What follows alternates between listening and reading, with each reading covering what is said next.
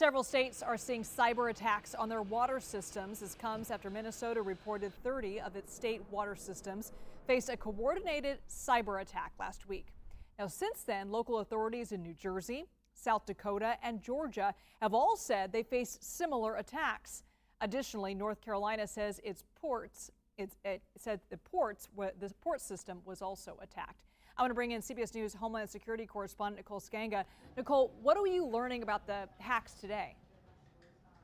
Yeah, this is a growing concern, attacks on America's water and wastewater systems.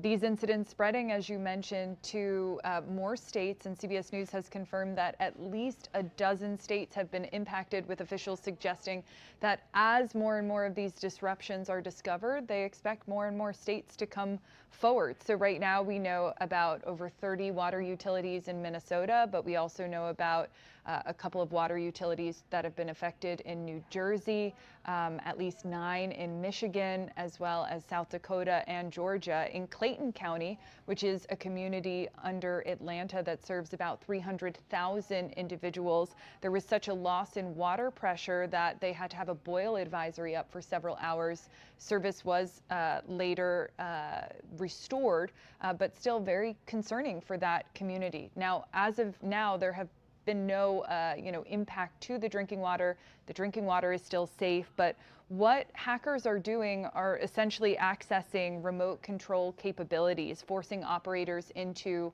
manual mode. Hackers are targeting these sort of internet connected systems that control or monitor our water and wastewater systems, and that gives them access to pumps, valves, water pressure.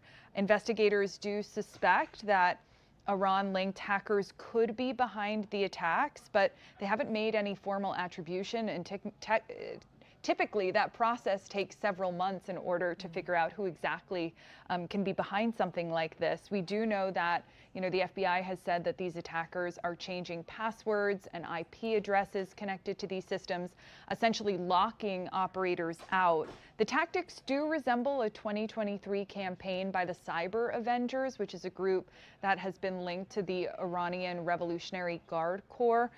During that hack, they tapped into water system controllers using simply the default passwords. So again, cyber experts I've been talking to are saying these are relatively basic hacks. They're not very sophisticated, which means it could be a number of groups behind it, but looking like Iran. Cyber experts also tell us that manual operations are not really an easy long-term fix, especially for small utilities with limited staffing. Folks in rural areas, workers might need to do double or even triple shifts to keep the water flowing. Bottom line here is that these attacks don't have to be very sophisticated to be disruptive. Many small utilities have basic control equipment that is exposed directly to the internet, and hackers right now are taking advantage of it. Really scary stuff. Nicole Sganga, thank you so much.